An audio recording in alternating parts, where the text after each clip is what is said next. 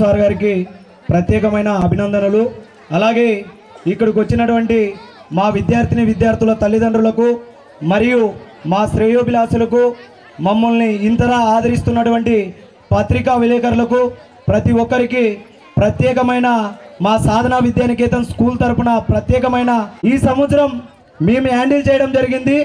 ఆ హ్యాండిల్ చేసిన మొదటి సంవత్సరంలోనే మంచి విజయాల్ని పొందపరచడం జరిగింది. ఆ విజయాలు ఏంటంటే, మొదటిగా మనం సెప్టెంబర్ 5వ తేదీ టీచర్స్ డే సందర్భంగా ఆల్ ఇండియా, మన ఇండియాలో 28 రాష్ట్రాలు ఉంటే ప్రత్యేకంగా 2021వ సంవత్సరం నుండి గవర్నమెంట్ టీచర్స్కి ఒక్కటే కాదు ప్రతిభా అవార్డులు ఇవ్వడం, అలాగే ప్రైవేట్ స్కూల్ టీచర్స్ కూడా ఉత్తమ ఉపాధ్యాయులు అవార్డు ఇవ్వడం జరుగుతుంది.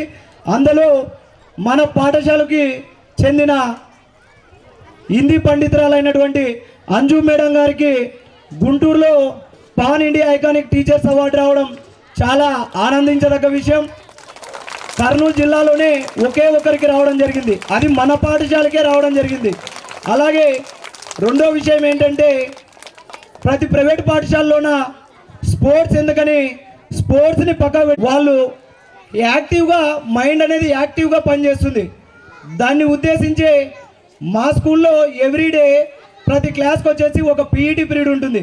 అందులో భాగంగానే మన పాఠశాలకు సంబంధించిన పిల్లలు 11 మంది డిస్ట్రిక్ట్ లెవెల్ సెలక్షన్కి వెళ్ళడం జరిగింది. అంతమందిలో 5 మెంబర్స్ పిల్లలు స్టేట్ లెవెల్ కాంపిటీషన్కి సెలెక్ట్ కావడం జరిగింది. 5 మెంబర్స్ స్టేట్ లెవెల్ గేమ్స్కి వెళ్ళి అక్కడ ఆడడం వల్ల మళ్ళీ 2 మెంబర్స్ని మహారాష్ట్రకు వినిపించిన ఘనత ఎవరికి ఉందంటే అది సాధనా విద్యానికేతన్ స్కూల్కు మాత్రమే ఉందని ఈ సభాముఖంగా తెలియజేస్తున్నా.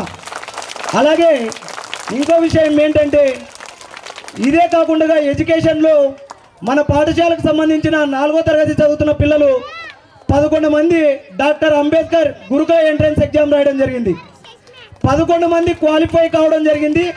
అందులో ఒక మెంబర్కి స్టేట్ లెవెల్లో 67వ ర్యాంక్ రావడం చాలా ఆనందించదగ్గ విషయం. స్టేట్లో ఎంతోమంది పిల్లలు డాక్టర్ అంబేద్కర్ గురుకుల ఎగ్జామ్ సెంటర్కి వెళ్ళిన ప్రతి పేరెంట్కి తెలుసు. ప్రతి ఎగ్జామ్ సెంటర్ దగ్గర వాళ్ళ పేరెంట్స్ తీసుకొని వచ్చి ఎగ్జామ్స్ రాపిస్తున్నారు. అందులో భాగంగానే ఫ్రీ కోచింగ్ ఇచ్చి, గురుకులలో ఫ్రీ కోచింగ్ ఇచ్చి స్టేట్ ర్యాంక్ రావడంలో కీలక పాత్ర పోషించినది మా ఉపాధ్యాయులు మాత్రమే. అలాగే నెక్స్ట్ రాబోయే తరాలు బాగుండాలనే ఉద్దేశంతో మన పాఠశాలకు కేరళ రాష్ట్రానికి సంబంధించిన టీచర్స్సే విద్యా బోధన చొప్పించాలని కాన్సెప్ట్తో కేరళ టీచర్స్ను కూడా నెక్స్ట్ అకాడమిక్ ఇయర్ ఇంప్లిమెంట్లో భాగంగానే ఈరోజు మనకి గెస్ట్గా కూడా ఇన్వైట్ చేయడం జరిగింది వాళ్ళని.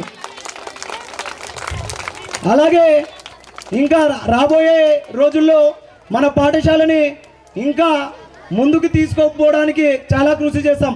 ఇదంతా చేయడానికి మెయిన్ కారణం ఏంటంటే, ముందుగా నాకు జన్మనిచ్చిన తల్లిదండ్రులు, అలాగే నాకు విద్యాబుద్ధులు నేర్పించిన మా గురువులు, అలాగే నన్ను ఇంతటి స్థాయిలో నిలబెట్టినటువంటి శ్రీ విద్యాసాయి విద్యా సంస్థలు వాళ్ళకే చెందుతుందని ఈ సభాముఖంగా తెలియజేస్తున్నా.